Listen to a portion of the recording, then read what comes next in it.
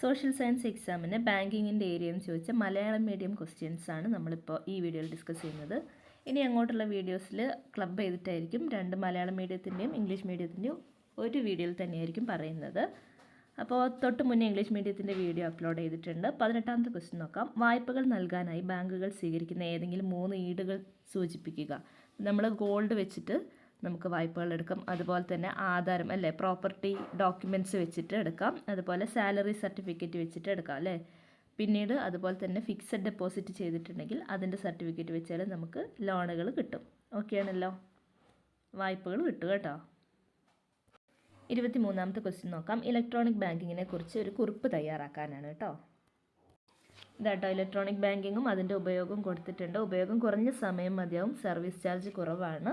Okay, electronic banking എന്താണെന്നും കൊടുത്തിട്ടുണ്ട്, വായിച്ചു നോക്കുക. നെറ്റ് ബാങ്കിങ്ങിലൂടെയും ടെലി ബാങ്കിങ്ങിലൂടെയും എല്ലാവിധ ഇടപാടുകളും നടത്താൻ കഴിയുന്ന രീതിയാണ് ഇലക്ട്രോണിക് ബാങ്കിങ്. 11ാമത്തെ ക്വസ്റ്റ്യൻ നോക്കാം. വാണിജ്യ ബാങ്കുകൾ ജനങ്ങൾക്ക് പണവായ്പ നൽകുന്നത് എന്തെല്ലാം ആവശ്യങ്ങൾക്കാണ്? നമുക്കറിയാം, കൃഷി ആവശ്യങ്ങൾക്ക്, അതുപോലെ തന്നെ വാഹനങ്ങൾ മേടിക്കാൻ വേണ്ടിയിട്ട്, പിന്നെ വീട് നിർമ്മാണത്തിന്, പിന്നെ വ്യാവസായിക ആവശ്യങ്ങൾക്ക് വേണ്ടിയിട്ടുമാണ് ബാങ്കുകൾ ജനങ്ങൾക്ക് പണവായ്പ നൽകുന്നത്.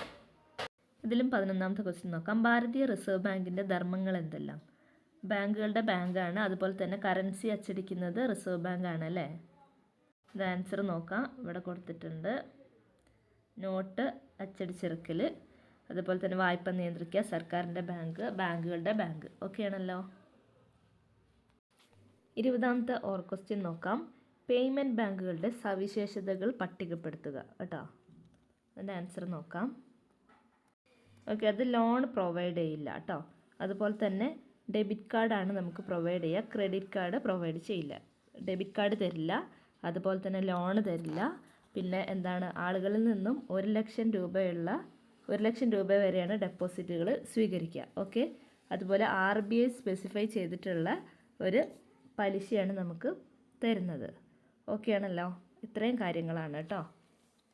അതുപോലെ തന്നെ ബാങ്കിലെ ട്രാൻസാക്ഷന് അവരൊരു ചാർജ് കമ്മീഷൻ എടുക്കുന്നുണ്ട് അല്ലേ. Charge a specific fee as commission for bank transaction.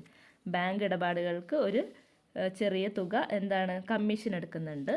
Okay, 23ാമത്തെ question നോക്കാം. വാണിജ്യ ബാങ്കുകൾ സ്വീകരിക്കുന്ന വിവിധ തരം നിക്ഷേപങ്ങൾ പട്ടികപ്പെടുത്തുക. അത് നമുക്കറിയാം, ഫിക്സഡ്, കറണ്ട്, സേവിങ്സ്, റിക്കറിങ് കേട്ടോ. ഈ 4 എണ്ണമാണ്.